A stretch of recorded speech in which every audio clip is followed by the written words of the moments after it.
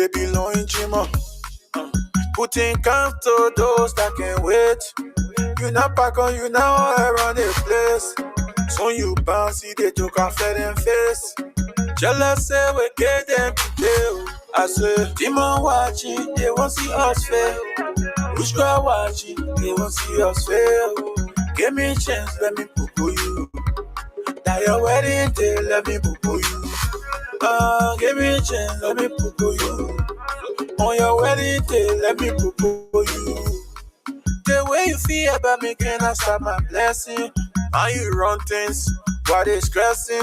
Let me poo you, mama, on your wedding day. I buy the ring, I won't put it on you. Chicken soup, sweet jelly, chicken soup. Pepper soup, sweet jelly, pepper soup. Then I for you, but you getting wild, well. Got a ring, and you got it, man, oh. Demon watching, they won't see us fail. Which girl watching, they won't see us fail. Give me a chance, let me poo you. On your wedding day, let me poo you. Give me a chance, let me poo you. Now your wedding day, let me poo you. Popo, popo, popo, popo, popo, popo. Inna womio, womio, womio. All my haters, I say, oh me. Man, you expensive. You expensive. Loving is priceless. Today a day, my man, joy. We not tell you. Spirit play again for Jesse. That is message.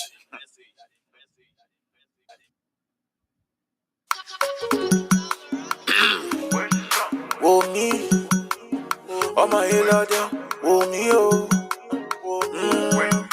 oh me, oh me. Demon watching, they won't see us fail. Which girl watching, they won't see us fail. Give me a chance, let me poo you. Now your wedding day, let me poo you. Give me a chance, let me poo you. Now your wedding day, let me poo you. Timo, call them Shaka Timo. Chimo, they belong in Chimo. Putting camp to those that can wait. You not pack on, you now around the place. So you bouncy, they took off them face. Jealous say we get them today. I say, demon watching, they won't see us fail. Which girl watching, they won't see us fail. Give me a chance, let me poo you. Now your wedding day, let me poo you. Give me a chance, let me poo you. On your wedding day, let me poo you. The way you feel about me, can I stop my blessing? How you run things, while they stressing? Let me poo you, mama, on your wedding day. I buy the ring, I won't put it on you. Chicken soup, sweet jelly, chicken soup. Pepper soup, sweet jelly, pepper soup. Then I for you, but you getting wild, well. Got a ring, and you got it, man, oh. Demon watching, they won't see us fail. Which girl watching, they won't see us fail. Give me a chance.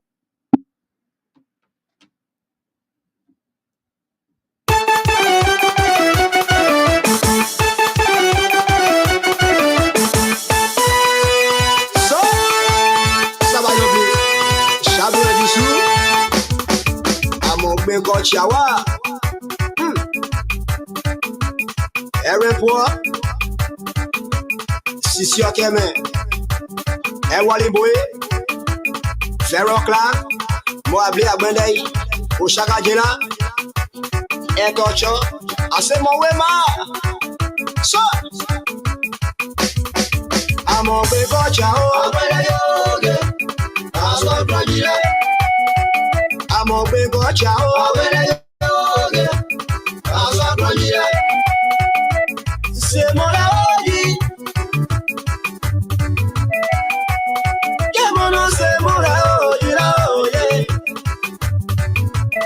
Mouye roule mama, wali laodi la, yebe o sobo. Una nyoma deka, wajile mwe palu a iwe. na so abrojire agbena yo seba sogo. Amo pe gocha o. Ah, Chaga Zulu, Moawea, l'enfant Freddy, Mondé. Alwa kwa ajire we. Alwa kwa ajire. Wala alwa kwa so abrojire ajire we. So beno so abrojire agbena. So I'm not here, I'm over got you. I'm not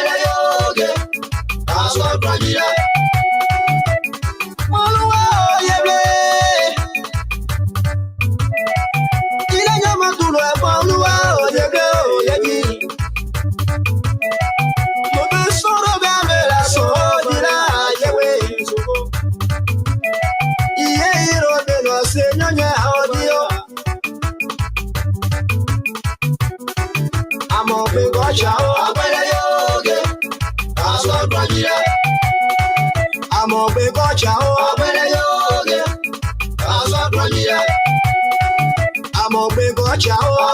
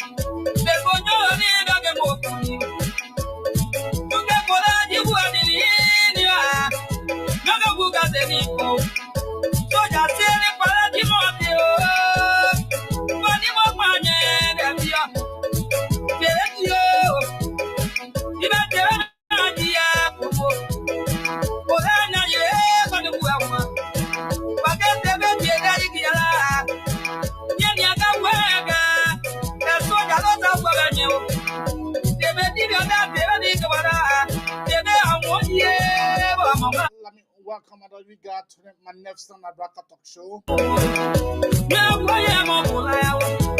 don't have copyright to this music.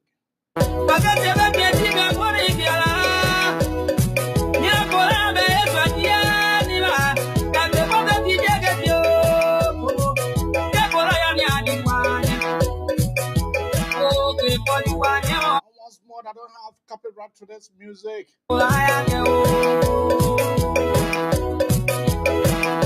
Before we start the ball rolling, let me recognize few individuals here tonight.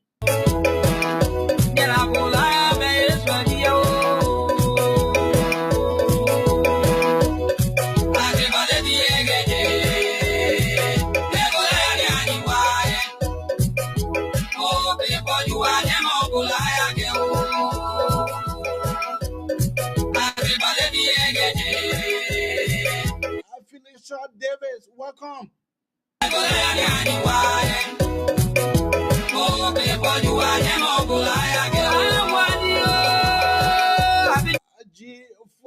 comrade February King G. Welcome.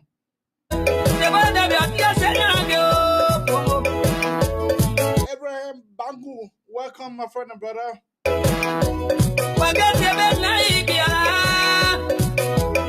I've seen Akwe Kwali, welcome, my friend and brother.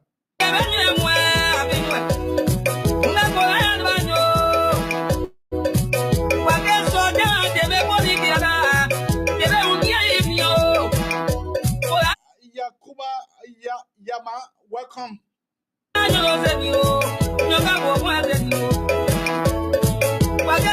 is that? Is that Kevin Smith? Welcome, Kevin. We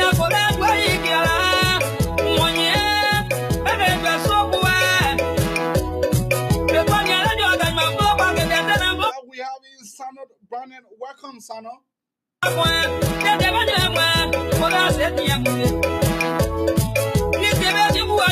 have Abraham Amarat Donald. Welcome.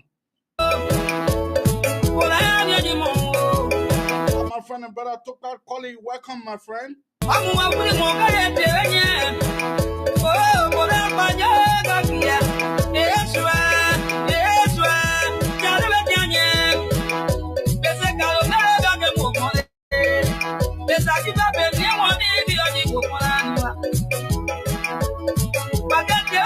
have Thomas Sankari. Welcome, Thomas.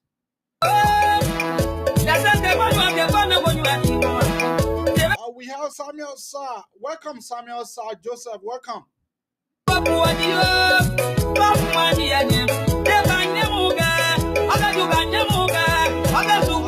Eugene Williams. Welcome, my friend and brother Eugene.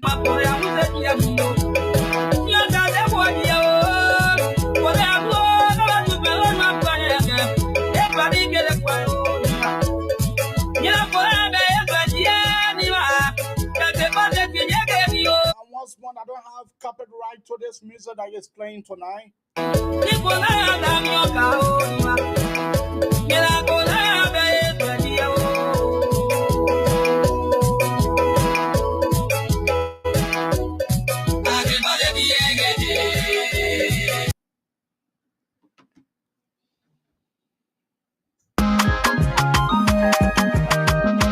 GGS Production.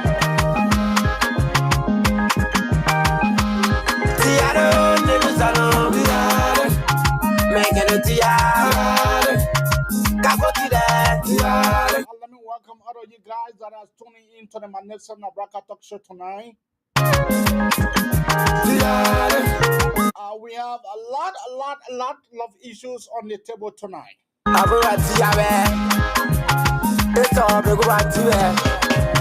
have the vice president visit to China. What happened?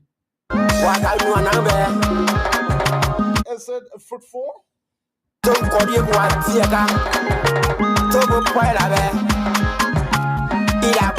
What happened to the Supreme Court, to the Temple of Justice? What happened there? We'll be coming to you live.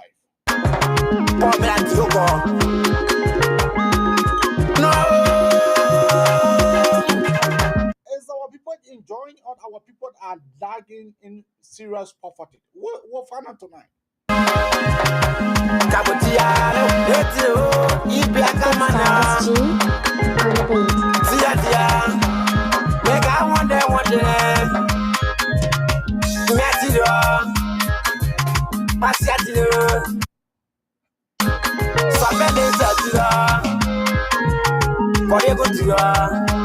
Ambassador Davis Gamu, welcome.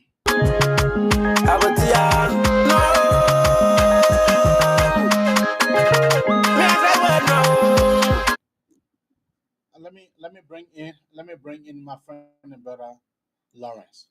Lawrence, how you doing? Hey, how you doing, Abraham? I'm doing quite okay. We have been there have been some days that we have not been coming on live. Reason because I have been very much busy in securing information for our audience. So what you have to say about what is on your mind tonight? What you think that is on your mind that you want to talk about? One guy, one guy posted in the chat room, one important issue, which has to do with the drugs business in Liberia, Hmm. and it is a very important issue to be addressed. So, I mean, it has caught my attention. Hmm. So, I decided to actually, speak on that issue. And one of the things you just said about the economy of Liberia, right? To find out whether the people are enjoying or whether the people are struggling.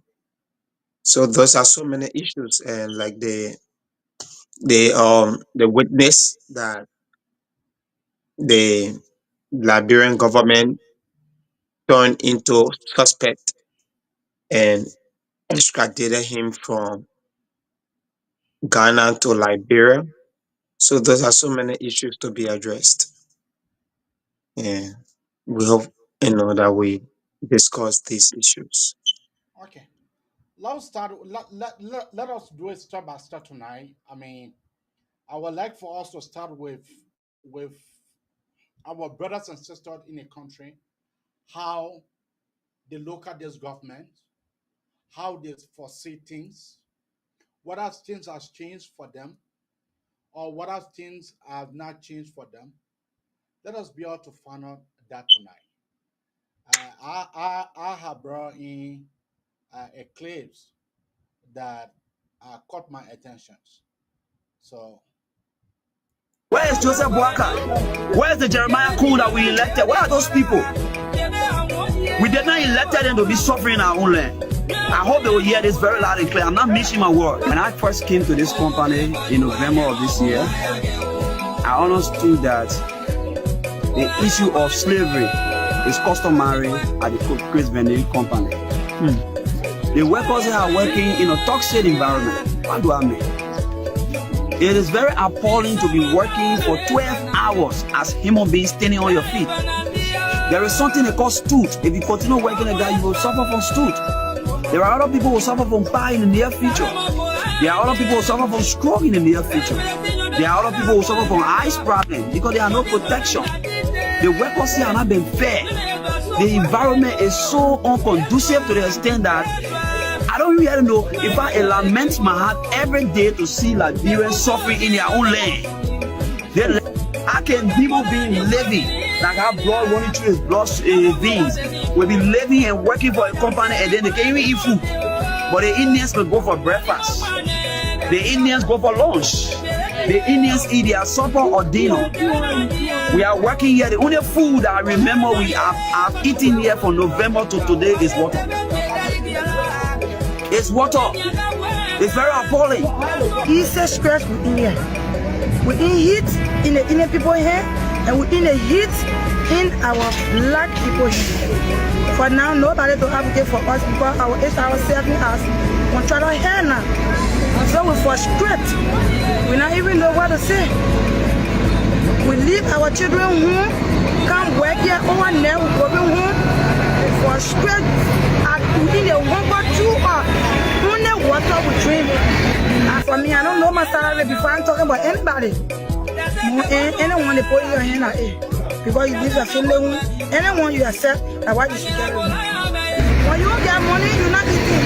You want to laugh, but I will not do one thing for you. It's not easy. So we're looking for somebody to come for our rescue. We don't know the reason for we elect our people. We have representatives of our county. We have representatives that represent all from districts within Pembazo County. We have senators. We have a protein, a strong protein that stays on behalf of the people. But I don't know if you are not hearing our craft. Since then, we've been crying here and there. Imagine up to this time, you can see one lawmaker coming in the place. When Johnson came there the last time up to now, nothing will get here for him. Other people have tested him, other people press court to him, still nothing coming out. We still suffering. We still going to go in the same thing. Imagine we still drinking Igbo, dirty water from the place there. Well, you know, this this is something that caught my attention. But let me turn the pendulum out to you, so you can be able to say your own, and then from there, then I will be able to say what I think that is on my mind towards it very topic. Go ahead. Yeah, so I mean, Liberians workers have been abused for time immemorial.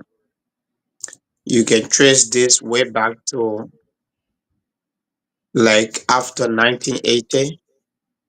So Liberian workers have been abused. You know, most especially I am a first-hand witness to the abuse of workers, especially Liberian workers, by the Indians, the Lebanese, the foreigners that control the economy. They abused Liberians that are working for them, and which of course is very wrong. Even when it comes to the full implementation of the labor law in Liberia, is hard, and it's unfortunate that you will find Liberians in their country and still being treated like outsiders. So this has to draw the concern of the government. That's why you have ministries that are responsible for things that should bring happiness and safety to the people.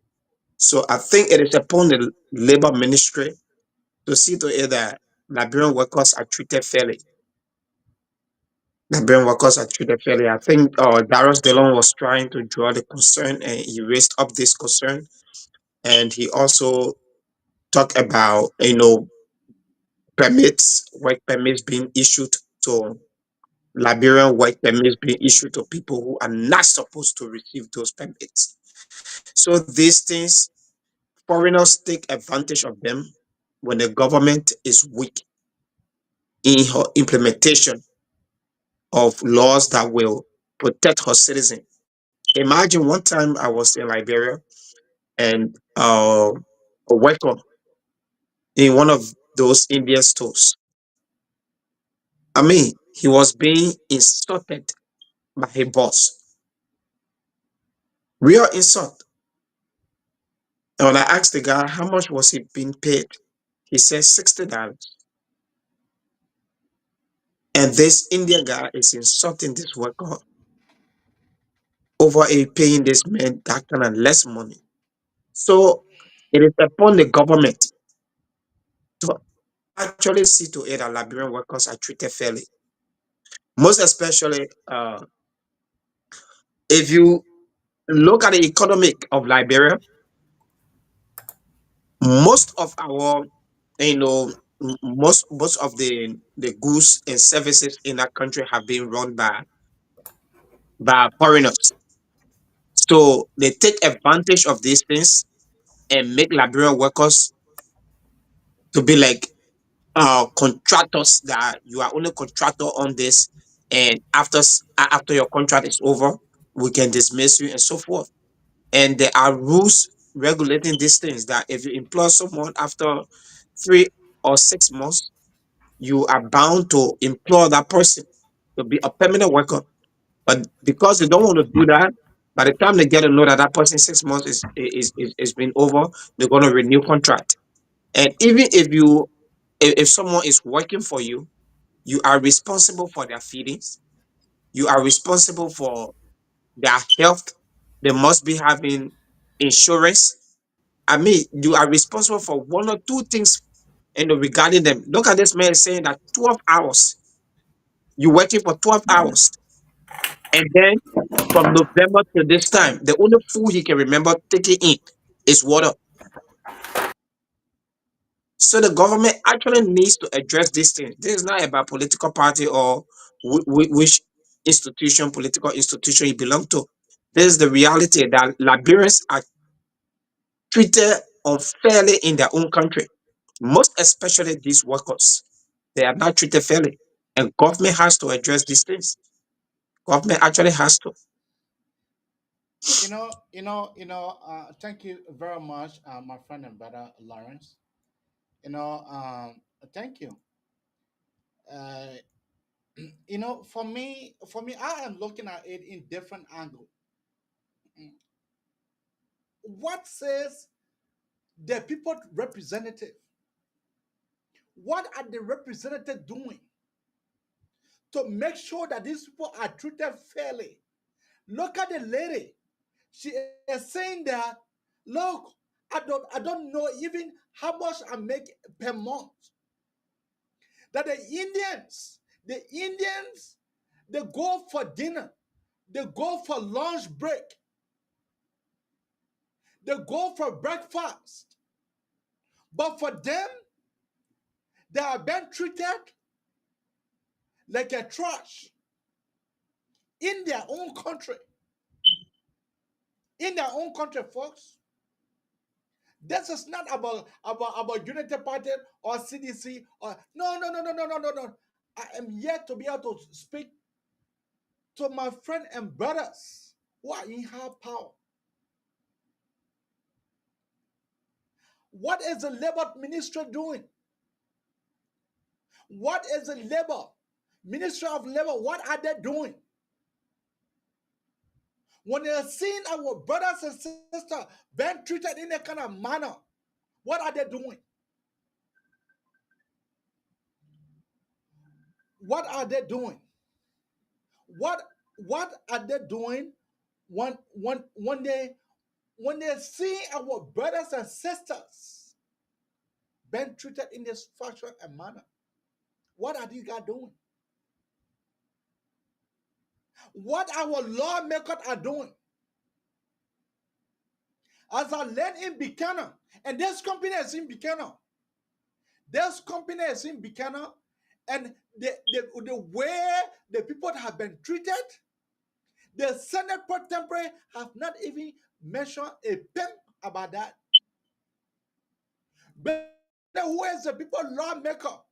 He have not mentioned a pen about it.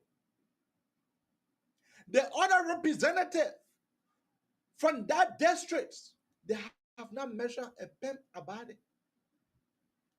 And then they're looking at our brothers and sisters, because they don't have, the guy said that we don't have no one for them to be able to talk for us. Amen. You will treat someone in their fashion and manner, and then you say that everything is okay. You treat someone like trash, and then you say everything is okay. How can someone go for 12 hours? The only thing that they remember is only water. How can that be?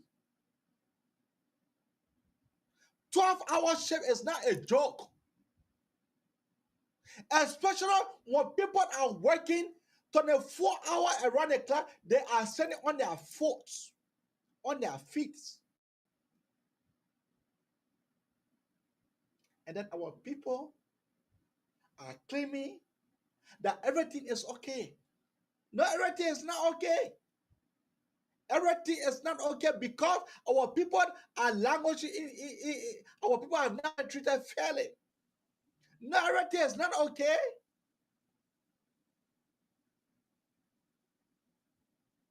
What we would normally say about this, if she is the people representative, she is the direct representative of the people of Grand Bassa, what will she say? What will Bessa Gafile say tomorrow?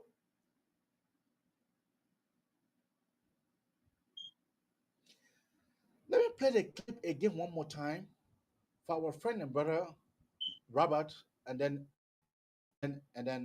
so Robert. Where is Joseph Boaka? Where is the Jeremiah Kuhn that we elected? Where are those people?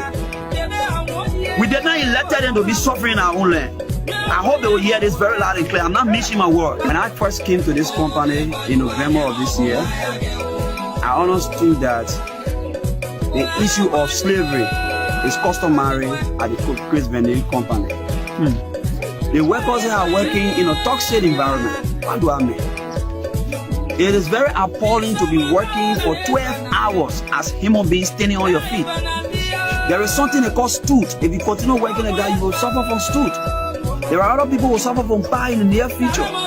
There are other people who suffer from stroke in the near future. There are other people who suffer from eyes problems because there are no protection. The workers here are not being fair. The environment is so unconducive to the extent that I don't really know if I lament my heart every day to see Liberians suffering in their own land. How can people be living like have blood running through his blood veins? Will be living and working for a company and then they can't even eat food. But the Indians will go for breakfast. The Indians go for lunch. The Indians eat their supper or dinner. We are working here. The only food that I remember we have eaten here from November to today is water. It's water. It's very appalling. It's a stress within here. We in heat in the inner people here, and we in the heat in our black people here. For now, nobody to advocate for us because our 8 hours, 7 hours, we try to hear now. So we frustrate. We not even know what to say. We leave our children home, come work here over there, we go home, frustrate. We need a 1 or 2 hours. Only water we drink. And for me, I don't know my salary before I'm talking about anybody. Anyone they put your hand at it. Because you leave your family home, anyone you accept, that's why you should get it. When you don't get money, you're not eating. You want to laugh, but I will not someone fitting what you want. Yeah. It's not easy. So we're looking for somebody to come for our rescue. We don't know the reason for we elect our people. We have representatives of our county. We have representatives that represent often districts within Pembaso County. We have senators. We have a potent, a strong potent that stays on behalf of the people. But I don't know if you are not hearing our craft. Since then, we've been flying here and there. Imagine up to this time, you can see one lawmaker coming in the place. When Johnson came there the last time up to now, nothing we can hear from him. Other people have tested him, other people press court to him, still nothing coming up. We still suffering. We still only going the same thing. Imagine we still drinking in pool, dirty water from the place there. Well, I mean, All right. Rob, what you have to say, my friend and brother? Yeah, thank you so much. Thanks to Lawrence as well and those following the broadcast as well. The thing is, our problem for us in Liberia continuously always has to do with the lawmakers. Okay, the lawmakers, they are the problem for this country. Both the Liberian Senate, both the House of Representatives. So before I speak to that, let me just maybe bring in a couple of issues, like what was said um, against the Minister of Labor, Cooper Cra, Councillor Cooper Cra. You have senators, most especially Darius DeLong, asking the minister a question that doesn't make sense. Because the thing about it doesn't make sense because if you look at the concession agreement with ArcelorMittal, I have it if you wish to share, fine. The ArcelorMittal concession agreement didn't spell out jobs that are meant for Liberians. Then you call the Minister of Labor, you're asking him why Liberians are not hired. So that question doesn't make sense to me. The next one has to do with the clip you just played. I actually laid the premise to actually get to the clip. The clip you just played. Concessions in this country over and again, I want to believe from Firestone concession up to all of the concessions we've been having in this country, it has to do with the fact that our lawmakers, they do not care about those labor issues, because it's not just about people coming and they are giving you kickback or they are paying some money to you and you feel that all is well. You have to look at the issue of the livelihood of the people. So those people in those areas, if you check it up, I want to know the name of the company to actually research as whether they have some MDA. Want to know what was embedded into that. You cannot be in a company compound and you have others going for lunch break and you do not have Liberian staff going for lunch break. A lot of companies, all of the employees should go for lunch break together. And if for any reason, once you work above 9 hours, it means you are working overtime. But the issue of bad labor practices, it has always been a problem. So even those people that are working, I want to believe in the near future, they may not actually get their just benefit, even at the level of NASCA, National Social Security and Welfare Corporation. I've been working with NGOs since 2013 in Liberia, all right, by the special grace of God. I went to NASCA almost a year ago, National Social Security and Welfare Corporation. Can you kindly tell me my contribution I have made? NASCA unable to tell me till today. So I promised them up to the end of this month, I cannot get it. I have to go to court because you need to tell me. Just imagine a level-headed person cannot get redress when it comes to your social security contribution you have made.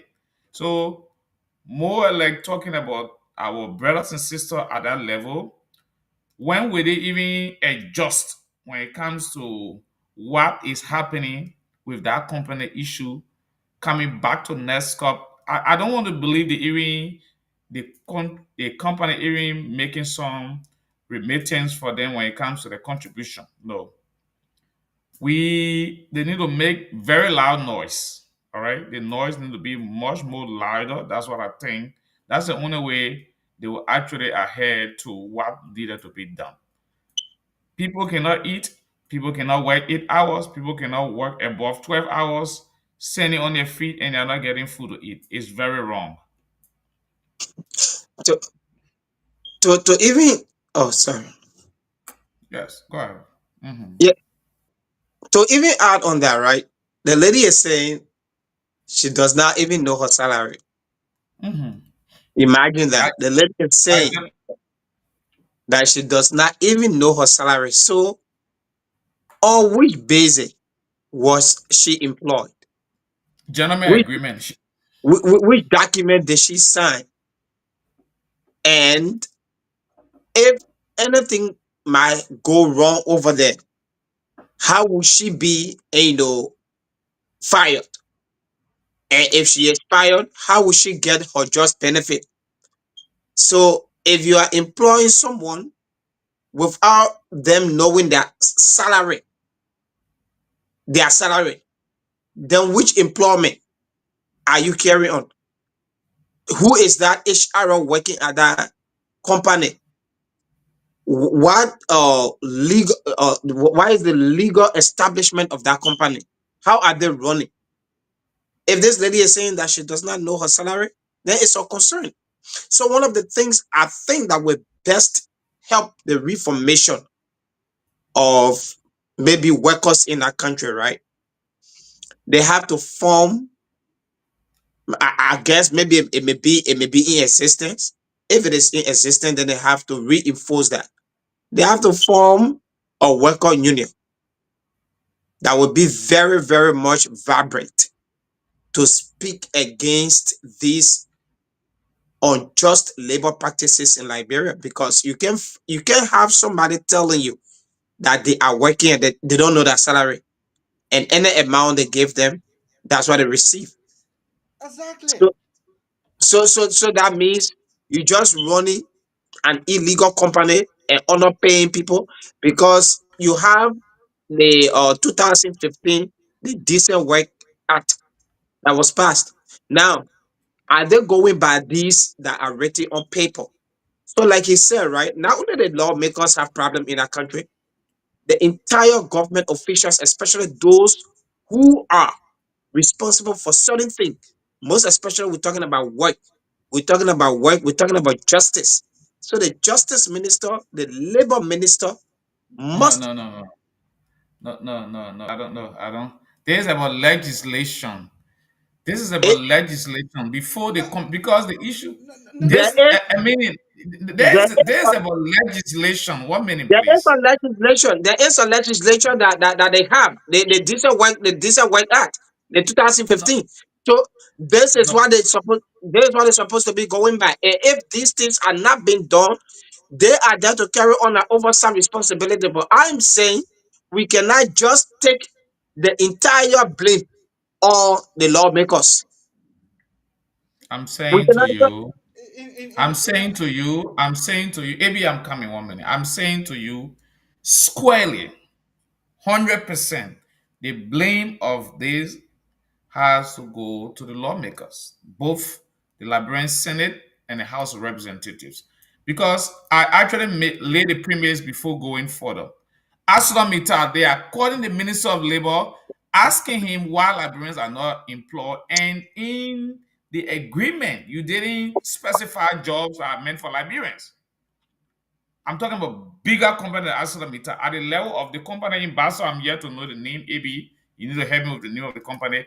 the I'm guy, not very the guy who was talking called the name of the company when they I'm clicked not it. very sure. I'm not very sure they have those things because the thing about company coming to your country to work, I'm not talking about you opening a business center and determining how much people should get paid. I'm talking about you bringing a company, so to speak, where you have Liberians working. And many a time, most of those people who are crying out there for salaries also, you check it up. Because when Putu IO used to be in Grange there, people used to be at the main entrance of the place. At the end of the day, they call you and they make you daily hire. They make you daily hire, you are there, end of the day, they do your tabulation, either they pay end of the day or end of the month. And you remain on that daily hire stuff forever. The reasons why they are actually doing those things, or the reason why they usually get involved with those things, because they just benefit that has to do with your insurance, your That's why hustle they, facility. The rest of it, they are not doing it. But if you have a stipulation in the company agreement that says no one can be daily hire for more than a month, trust me, they'll start hiring people. So the agreement needs to be very spelled out. It needs to be much more clearer for us to know exactly what it entails. If I can get the Okay, name of the company, I can help research it right now. Thank you. okay, okay. all right. So Let move on. Let move on. Let move yeah, on. coming AB, let me just squeeze in this, right? When it comes to maybe fair practices on job, right? You Hmm. have you have the justice minister, you have the labor minister, who are supposed to be let's say enforcing these things, these laws. Now, when these laws are not being enforced, then the lawmakers come in to perform their oversight responsibility Mm-hmm. and to find out why is it these things are not being done. Take for example, there's a concession agreement that tells a company that before you carry on certain development here, you have to build schools, you have to do this, you have to do that. It is within that agreement. So if they don't go by that agreement and residents of that area are complaining, they must complain to their lawmakers. And their lawmakers going to invite those who are responsible for whatever agreement with that company. So I am saying that you cannot, like he said, squarely blame the lawmakers. You also blame the government of Liberia is not just the lawmaker. The government of Liberia is the legislature, the executive, and the judiciary. So if citizens are not happy or their safety is not met, their redress goes to the government through the lawmaker. So these things are chain of work. So if you want to blame everything on the lawmaker, then you are saying that the labor minister or the justice minister is just there, and maybe as I don't know as what, but this also have to share blame. The justice minister have to share blame because if there's unjust work labor practice, the justice minister has to enforce that law that talks about the fairness of job. The labor minister also has to do that to see to it that workers that are working receive that just benefits and they are being employed based on the laws of Liberia. And these things, they know them. But I'm looking at the point where companies coming, taking money to bribe these guys and blindfolding their eyes, making them have to take responsibility of the citizens' welfare. So all of them need to be blamed. No one person is supposed to take the 100% blame. That's what I am saying. Okay. All right. Let make a transition now. Let make a transition. I mean, let me play you this clip. Up to speed as to what's in Fabi. So basically, the prosecution team this morning went at criminal court agents team to challenge the bond that was filed by the defendants that got them temporarily released from the South Beach, referred to as the Sure. River Central Prison. And so they proffered their arguments before the court saying that they had sufficient evidence, and then they said the bond was insufficient, it was illegal, it had some defectives, and so they asked the court to set the bond aside, prosecution saying that, and to send them and to send the defendants back to the Monrovia Central Prison. Okay. But defense lawyers came with argument, and argued before the court that the court lacks jurisdiction. It was a point that the perfect. So regarding this bond hearing, the challenge of the bond that was that made them to leave the Monrovia Central Prison, the jurisdiction of it was what prosecution, it was what defense proffered that. Okay, that was their argument. That criminal court lacks jurisdiction and it should be the Monrovia City Court. But prosecution said that it doesn't matter which court because they were already challenging the bond, and when they were given 12 minutes each to argue, which of course they put the points through. And Judge Willie, who is the circuit judge of criminal court, said well, he could not look into the matter, and he forwarded the matter back to the Monrovia City Court, and then had a timeline that Judge Ben Bako, who is a stepping down magistrate, to resume jurisdiction and determine the bond whether it's sufficient or insufficient. Okay.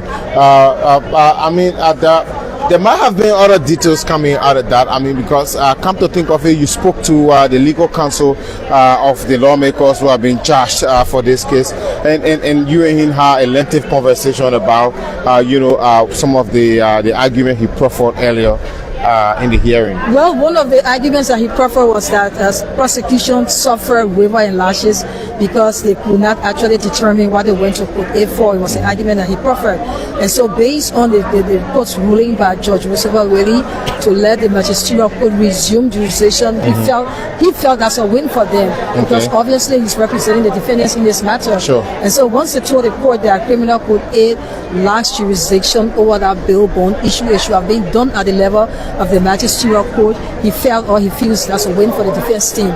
But as I said earlier, Judge Roosevelt Willie had time at facts show the bond to be heard at the Monrovia City Court, which is from now to June 25. So we expect that case to be brought back here and to be argued into concerning the bond, and then whatever ruling comes from the city court will be forwarded to criminal court A according to what Judge Willie said. Okay, so in simple terms, for those of us or for those out there who might not understand the legal terms, earlier I asked you this morning that if the defense do not win this, What guys? What do you guys make out of this case? Here is the circuit court who honored their jurisdiction. This case was before them. The lawmakers, they went to put for a bill, and the bill was accepted. Now the case has been transferred now to criminal court A. Then the prosecutions is come to say, no, the bond was not actually it was not actually met the criteria. Judge Welle now gave them 12 minutes each to come to argue. But in conclusion, Judge Roosevelt Welle, he sent the case back to the circuit court. What do you guys think about this? Okay. So, sorry. So, uh, the first thing is criminal code A. I want to believe they actually did the right thing because Central Bank of Liberia came up with their own criteria in making sure that every bond should be satisfied and verified by them. So the prosecution team, I want to believe in my mind, they are not much more satisfied or they want to make sure the review or the bond being validated by the central bank. So the central bank needs to validate the bond to say, yes, this bond is correct. So originally, the case originated from the city code. So they had to send the case back there, and the deadline in the video you heard from the journalist is up to the 25th. All right. So by the 25th, based on the validity of the bond, then they are going to proceed with the case. That's why I've been reading through when it comes to the ongoing case. Yeah. But don't you think that it was necessary for the prosecution for them to be able to make the case that they're making currently? For them to be able to make that case before the case could be transferred to the criminal court A? No, in my mind, I don't think so because there is no specific time at what point in time one should be able to challenge the bond.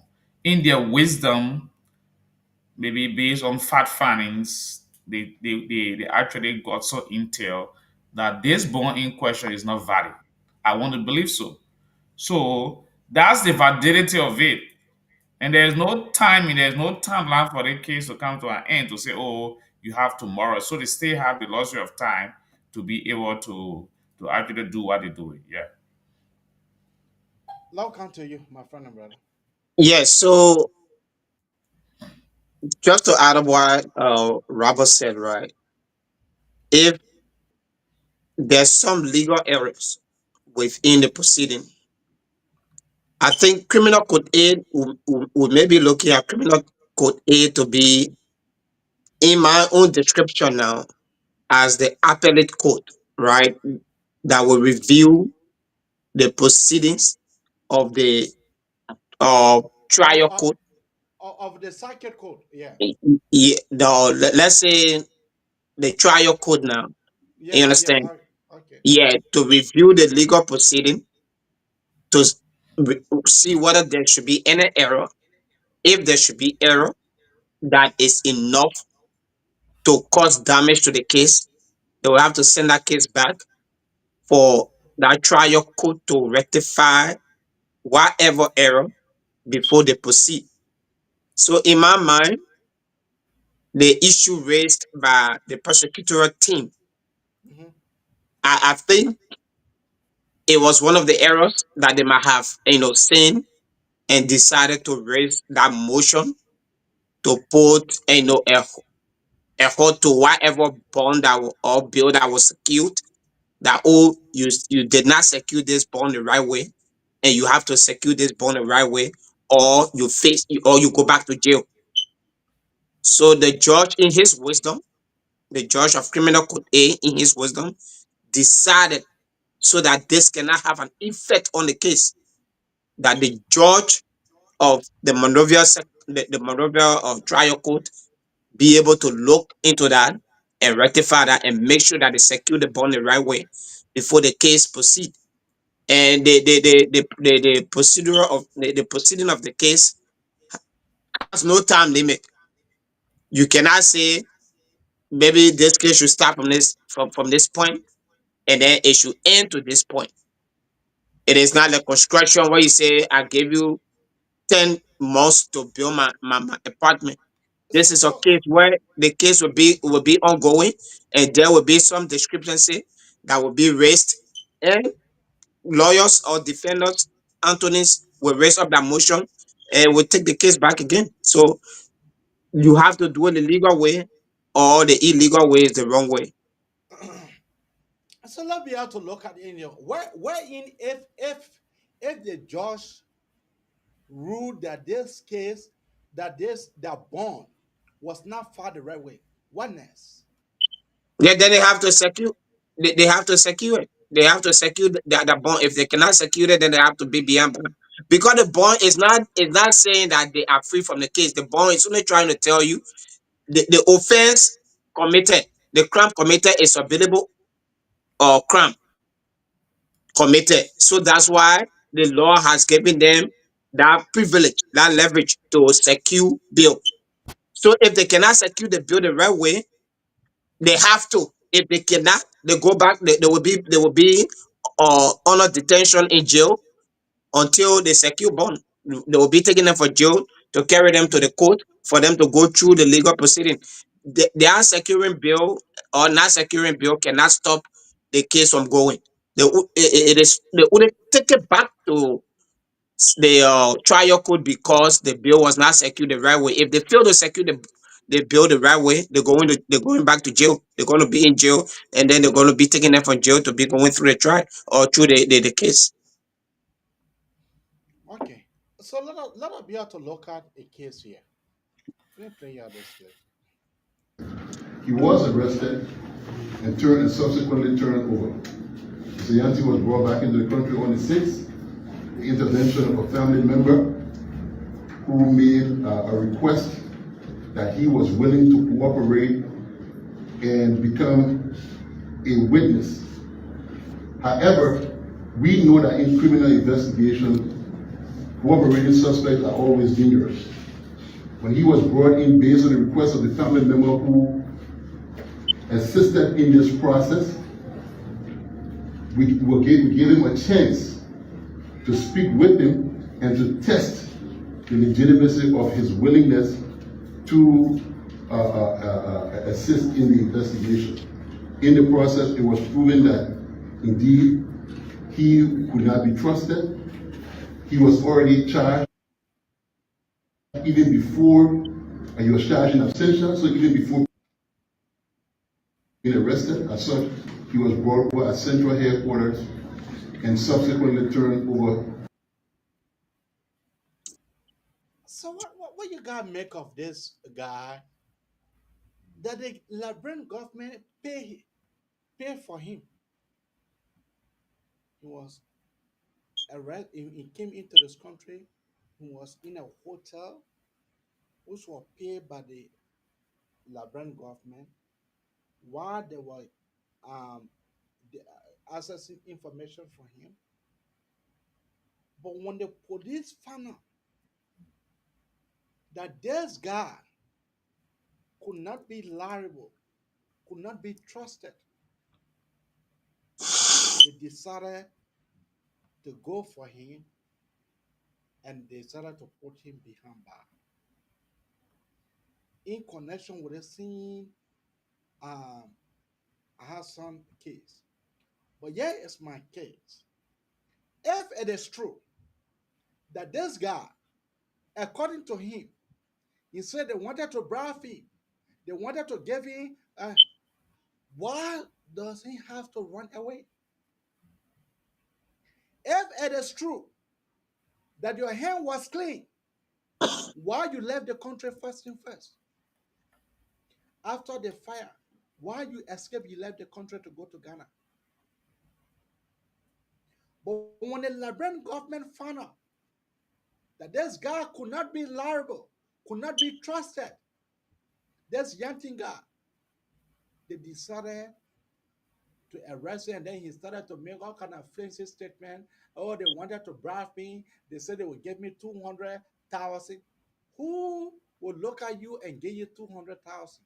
Who? Anyway, Lawrence, let take you. First of all, there are many concerns that should be addressed by that by, by the Liberian government, because first this guy was a state witness, if I'm not making a mistake. He was a state witness, right? No, so this guy escaped. He No, I went to mean, Ghana. first when the government get in contact with him, the government did not get in contact with him as a suspect. No, They, they, first they they, get no, so they get in contact with him because he was a suspect. so he was So a suspect. he is a suspect. No, I mean, at first, what was the cooperation that the RG was talking about, that this man was not cooperating? So the IG were talking about their first contact with him. Saying he So was a suspect. Saying he was a suspect. He had flown out of the country. I want you play that clip over. Okay. Let me play the clip over for your benefit. He was arrested and subsequently turned over. Sayanti was brought back into the country on the 6th. The intervention of a family member who made a request that he was willing to cooperate and become a witness. However, we know that in criminal investigation, cooperating suspects are always dangerous. When he was brought in based on the request of the family member who assisted in this process, we gave him a chance to speak with him and to test the legitimacy of his willingness to assist in the investigation. In the process, it was proven that indeed he could not be trusted.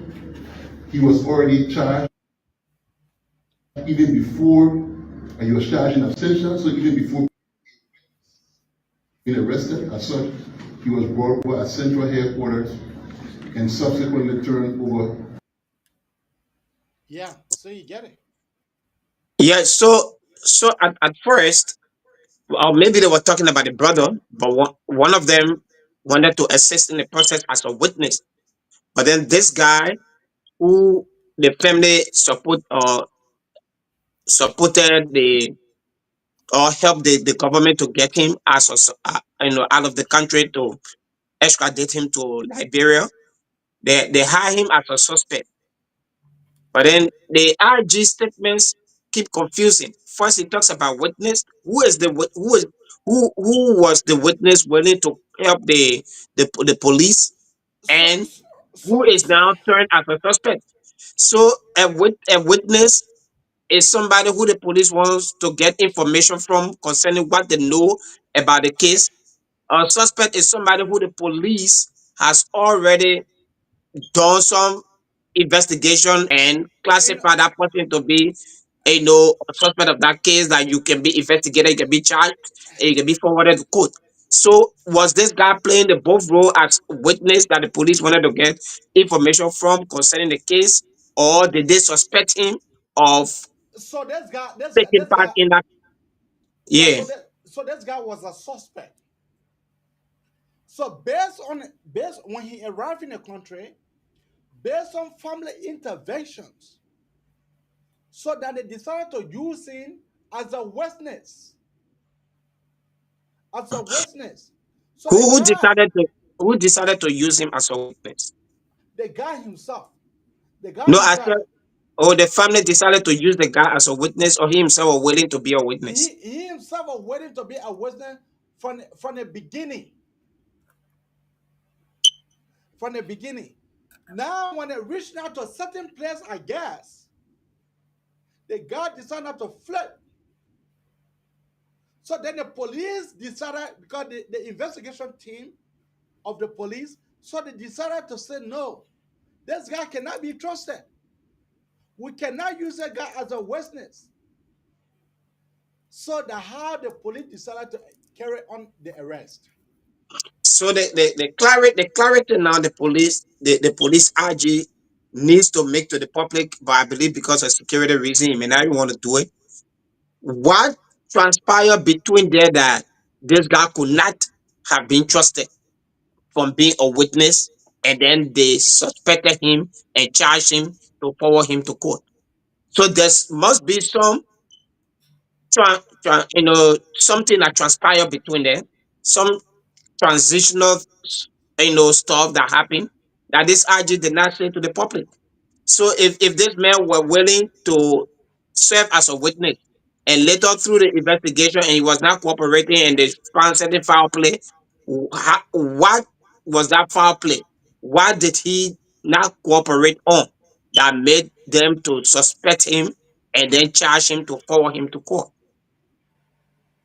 Okay, Rob. Yes. All right. Thank you. So what I understand about this, about John Yanti in question, he was one of the prime suspect. So because you're one of the prime suspect in the burning of the Capitol building, and understandably he used to work with the former speaker. So when it happened, he fled the country. He went to Ghana. So now the way in which the burning of the capital happened is much more confusing. So those they needed insider, right? So to speak, insider to serve as witness. So as per what I understood, he was conducted in Ghana and he agreed for him to serve as witness. But prior to his coming, his family had press conference at the CDC headquarters that the government wanted to bribe in 50 million in 50,000, sorry. In his own word, he said 200,000, and the figures stay completing and stuff like that. And as because before they use you as state witness, they need to have some interaction with you. So as yeah, they need to have some interaction. So as per the interaction, they were not getting what they actually needed from him because maybe as per his understanding, sending people arrested me, if were assuming I even testify, they will stay put me in jail. All right. So based on that, he declined.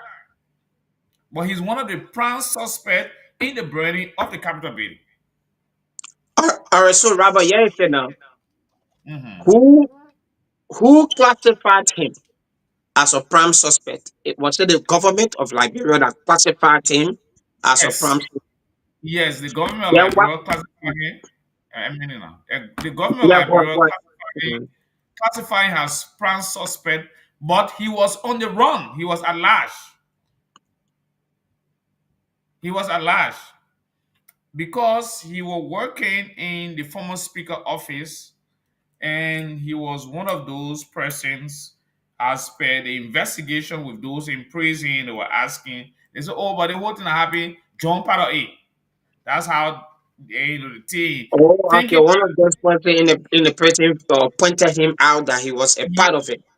yes.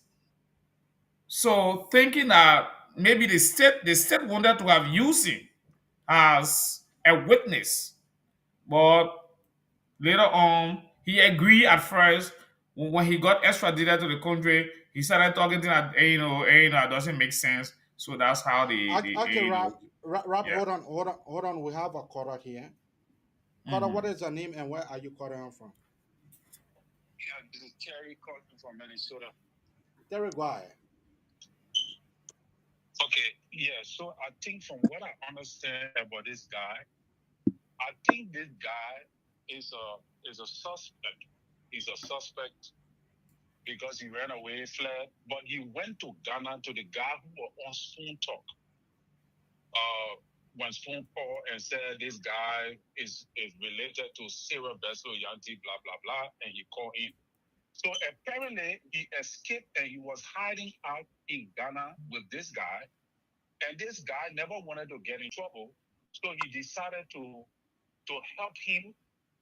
to become state witness because apparently he explained to this his relative that he was involved and he needed a hiding place. So this guy never wanted to hide him and knowing very well probably he got affiliation with the government. And then afterwards, when he gets exposed, it's going to implicate him. So that is why the guy decided to talk to him and connect the government apparently so that he can become state witness in the case. But apparently, the Kofa group of people, after a while, decided to also call him and told him not to compromise and that he will also be, reciprocated in some way or time. So he have agreed that he would testify because the government got involved. Apparently, that relative of his called the government because he said he would testify. That is why the guy reported on him. But later on, apparently, when the Popa got to understand that this guy is a state witness, they really enforced the call to him, and that is how he decided to compromise. There are several things I observed in this that make me to. What are the things that you observe? What I observe is that the family have already been talking with the Kofa group. Reason being, and with the CDC people, why would a woman who claimed to be a family relative go to the CDC headquarters to discuss about the government giving her brother 50,000? Why she couldn't do it at her house? Why she couldn't do it at her place? But by her going to that place alone tells you that the CDC have been under this thing, using these guys to communicate with this brother to convince him not to testify. And that could really bite him in the end. And that is what I think. But all in all, from my observation, this guy was involved in that particular case. And that is why the government arrested him. Thank you. Thank you. Thank you. Yeah, my friend and brother, what you were saying? Yeah, go ahead.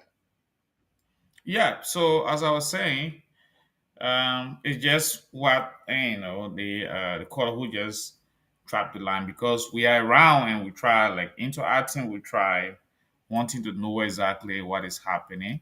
So as part of what is actually happening is the fact that um, he had just decided not to, but when he went to Ghana, um, and he was looking for safe haven and he left. And the brother who his brother or his uncle who is there as a Liberian diplomat that I heard allegedly, I don't know. I don't get the details of that, but I understand that he said it, that he's a diplomat, a country diplomat, and he actually never wanted to actually make sure you actually keep the guy into hiding. So he came, but later on, he decided not to be a state witness because he would have been one of those persons to provide a very good piece of evidence, and in the ongoing matter. Yeah. Yeah, as for me, what I have to say is that the government need to try by all means while they are trying to be able to whether the bond is legitimately right, whether the bond was wrong or not. The government need to be getting the evidence prepared. They need to be getting the evidence ready because this case is not a joke. This case is not a joke. So to me, this is time that the government need to put all of their breaking pieces together for them to be able to forward this case to the criminal court. I want We to have believe maybe I want yeah, to I go want ahead. to oh, yes, I want to believe the government have some pieces of evidences. I actually want to believe so because the fact that John Yanti was brought back to the country through Interpol intervention. It tells you how far they have gone in gathering some evidences. But in many cases, or in almost every cases, once you have overwhelming evidences, it becomes much more convincing for any other person, or even a judge, or even if it is a juror matter, for those juror to make determination and say, "Oh yes, based on the evidences provided, we want to believe this is what happened." But once the evidence is much more minute, the possibility of someone snatching out is much more easier also. So I want to believe that the government of Liberia do have some piece of evidences, regarding the burning of the capital. Yeah, because the capital cannot just set aflame by itself. No. All right. Lawrence, do you have anything to say about this topic before we go to the last topic of our Yeah, discussion? sorry, my battery was running low, so I had to go back off Okay. and come back in. Okay. Yeah, but what we are now, We are still talking about the Yantin case, the guy who um, they were able to extradite from Ghana.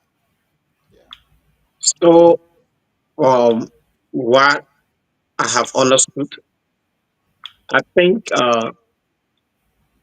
this Yankee guy, I mean, just from what I've understood here now, was a suspect who knew that they were arrested him as suspect and escaped to Ghana. And he was convinced that if you present yourself as witness, you wouldn't be arrested. You will be helping the government. So in that case, when he came as a witness and not being able to give full detailed, explanation or to some questions that were being asked, the government now, reinforced their, a prime suspect accusation on him. And then he became a prime suspect. But one thing I see in this case is that that person who helped the government to extradite that guy, he will also be called. Because I believe Yanti must have explained a lot to him. Yeah. And the government will use him as a witness in court. So he will be called as well. With the money issue, with the bribery issue, nobody was there when the government met him. The government was asking him questions. So we can't tell whether the government bribed him or not. That is upon him to prove it. But as being a suspect, the government can suspect anybody as long as they have sufficient evidence against you that you are a suspect of a crime. They can arrest you, charge you, and forward you to court. Yeah. Okay. All right. All right. Let's come down to our last talking point for tonight. So let's take this. Area and for the mining area, because with the very big bucket with the reinforced arm and boom, and also the cabin inside is always controlled by the proportional joystick. That means the operator can easily work, and it will save their time and cost for the operation. So this model is our wholesale model in Africa for the excavator. And as you can see, this is the largest. Yeah, this one is a little bit big. It's for mining area, and it's with the hydrostatic technology. Hopefully that one day it can serve the mining resources in your country. Let's move forward. Because it's with very good cost performance and saved energy.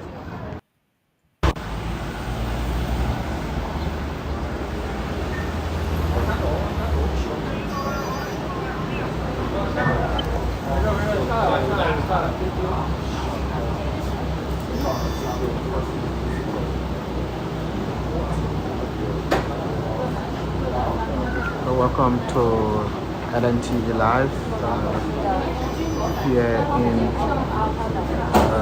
Qingdao, Shandong Province, where the Honorable Vice President will be meeting the governor of this province very shortly. The Vice President and delegation in China will be meeting the governor of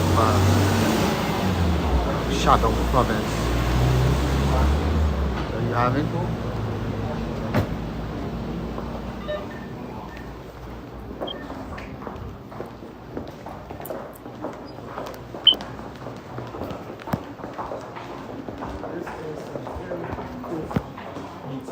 This is the governor of Shandong to meet the Vice President. 是 honorable 利比里亚副总统。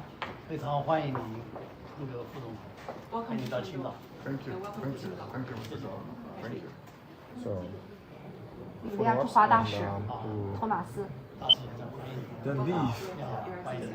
meeting the ambassador and then 公共工程部部长吉丁斯。 Minister of Public Works. Public Works, it's the governor of works, 公共采购委员会主任。 The PPCC. it's the governor, 财政部助理部长。 Assistant Minister. Sarah Morba, 总务局运行司副司长 of GSA, 李宾官。 that's the Deputy Chief of Staff. deputy chief.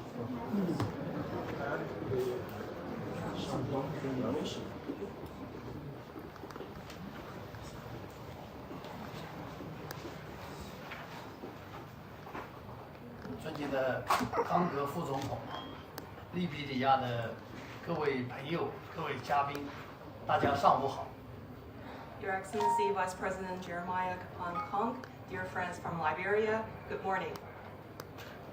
副总统阁下这次到山东来访问，并将出席第6届跨国公司领导人青岛峰会，充分体现了您对山东和利比里亚合作的高度重视。 Your Excellency, with your visit to Shandong this time and your attendance to the 6th Qingdao Multinational Summit clearly demonstrates how much you value cooperation between Shandong and Liberia. 首先，受省委书记林武先生的委托，我代表山东省委省政府，对副总统阁下例行的到来，表示热烈的欢迎和衷心的感谢。 At the outset, entrusted by Secretary Liu Wu, on behalf of the CPC Shandong Provincial Committee and the provincial government, I would like to extend a warm welcome and heartfelt thanks to Your Excellency and your delegation. 山东方面参加会见的有副省长宋军纪先生， Allow me to introduce to you my colleagues attending today's meeting, Mr. Song Junji, Vice Governor of Shandong Province, 青岛市委副书记、市长任刚先生， Mr. Ren Gang, Deputy Secretary of the CPC Qingdao Municipal Committee and Mayor of Qingdao City, 省国资委主任、山东重工董事长马胜刚先生， Mr. Mai Shenggang, Director General of the Shandong Provincial State-Owned Assets Supervision and Administration Commission and Chairman of Shandong Heavy Industry Group, 省委外办副主任李红女士， Ms. Li Hong, Deputy Director General of the Shandong Provincial Foreign Affairs Office, 省商务厅副厅长张新伟先生， Mr. Zhang Qingwei, Deputy Director General of Shandong Provincial Commerce Department. 副总统阁下是第一次到山东来，我这里向您简要的介绍一下山东的情况。 I learned that this is Your Excellency's first time visiting Shandong, so allow me to briefly introduce to you about our province.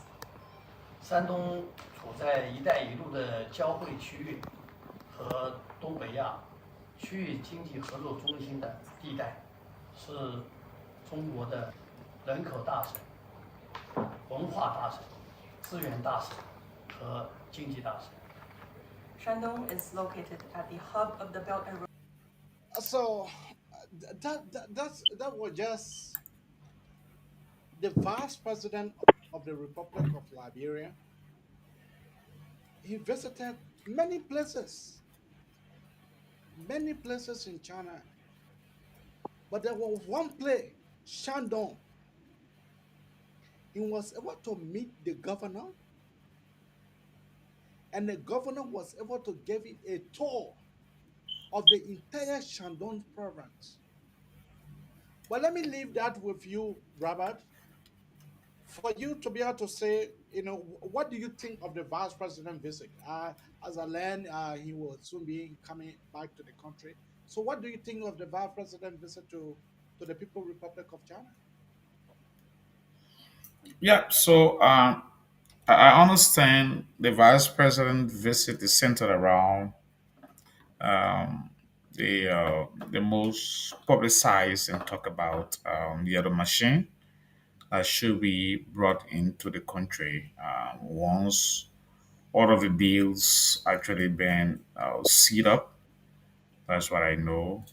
But with the dedication where he went with a couple of journalists, local journalists from Liberia, and the fact that it's much more available for everyone to see.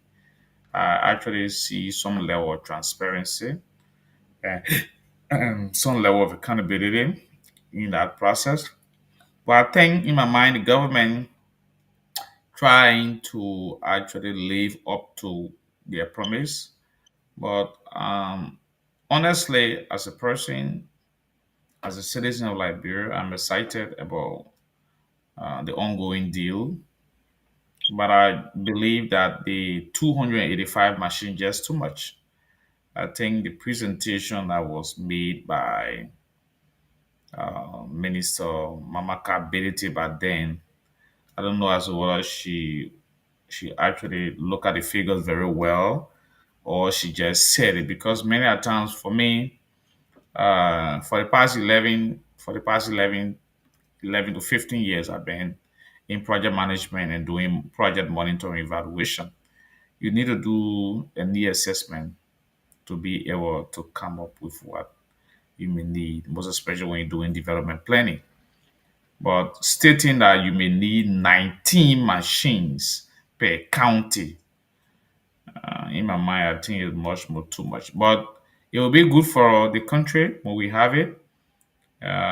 Then I want to believe the issue Yeah, of it's it's rule. it's it's actually 285. Yeah, 285 is 19 per county. Yeah, So 19 times 15 is actually 285. So I want to believe once we have those machines coming in the country, the issue of road will actually get over the issue of road. But it's a good thing. I actually love the progress being made. I love the fact that he actually have very good teammates he went with, those from sectors that are involved in the process, the PPCC, Public Works, GSA, and the media. And yeah, I think it's a very good team he actually went with. Yes. So thank you for the opportunity, AB. Thank you. yeah.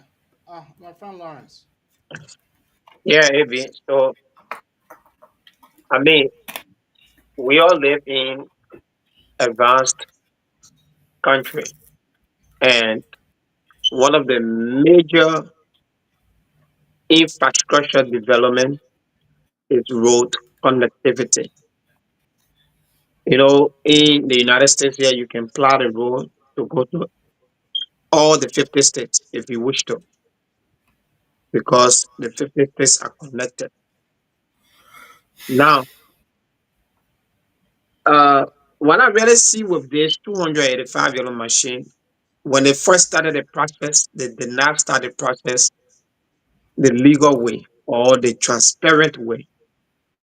So I think it was a good thing that the government listened and now decide to follow the right way.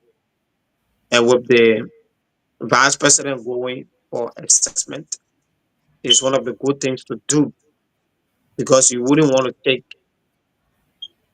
whether $22 million beyond 285 machines and you bring them in the country and you find out that they cannot do the work that you wish for them to do, or they start to have problem, or it start to affect the economy instead of opening up the economy. So that is a very good thing, and it is I stand to be corrected for the first time that our government to be so that transparent.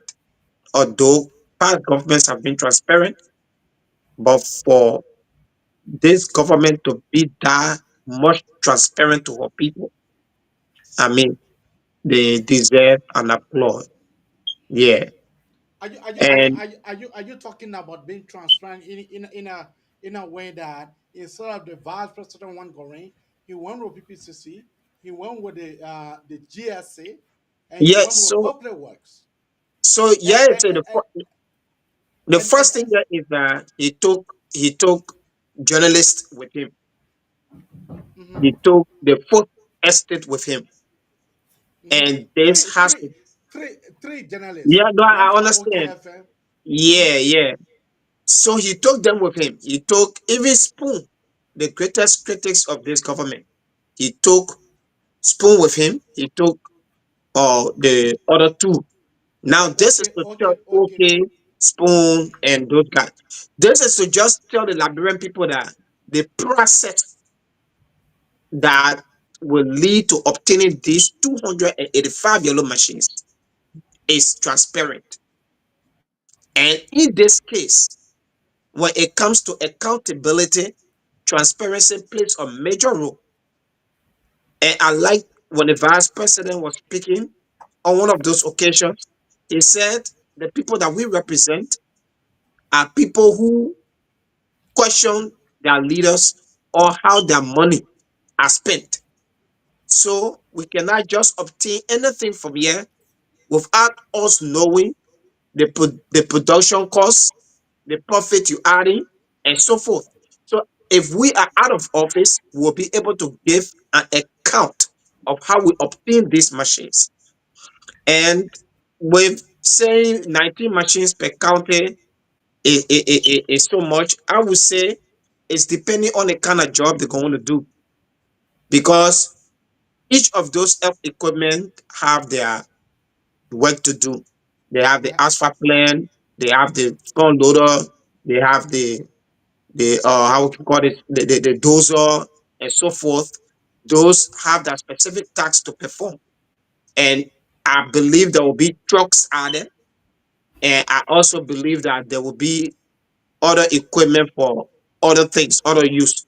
So 19 equipment for each county, I believe that it is enough for a county to use and be developed and open up their roads. The only thing I look forward to seeing is maintenance, because Yeah. obtaining these machines is Yeah. one thing, and then to maintain them is another thing, and to have operators operators for them is another thing. Not just an operator, but a trained operator on those machines.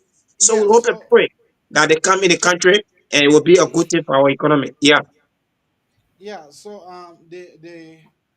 the company which, of course, that will be delivering those machines, other than said that they will be able to provide training, maintenance for the government, and they will be able to train people how to operate these machines and so forth. But let me be able to take your parting statements as we are out of time. Let me be able to take your parting statement, Rob. Yes, so AB, good morning, and thank you so much, along with Lawrence and those who actually following us and who have always been following us. I'm humble. I appreciate the time. I appreciate opportunity giving for us to be able to actually provide some um, interaction and some um, background information on what those in our social media world need to know. Yes, looking forward to better opportunities, looking forward to better networking. Yeah, and thank you. The show was great. Thank you so much. Thank you.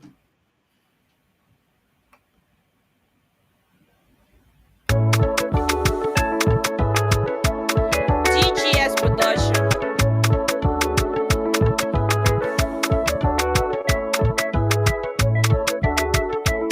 Let me say thank you to you ever so much. Starvis G on the beat. Let me say thank you to everyone who have the time to be able to call here tonight. But before we go, let me recognize 3 individuals here tonight.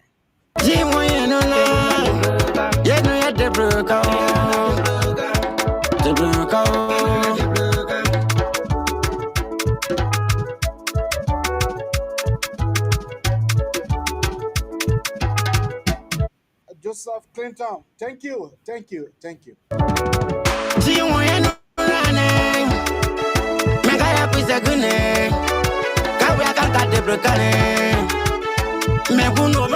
Ambassador Robert Morris, thank you. Let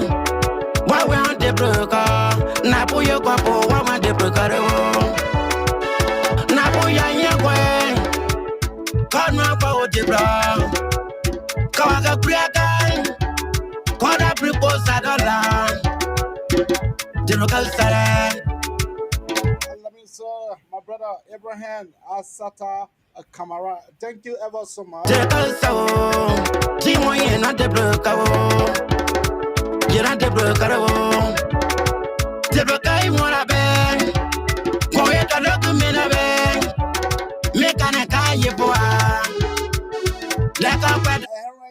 Thank you.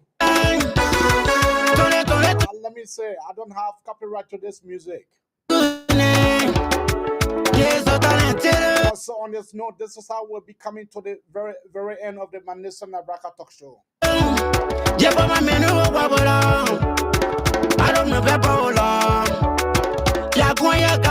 Let me remind you, Africa remains attractive. Why is Africa so attractive?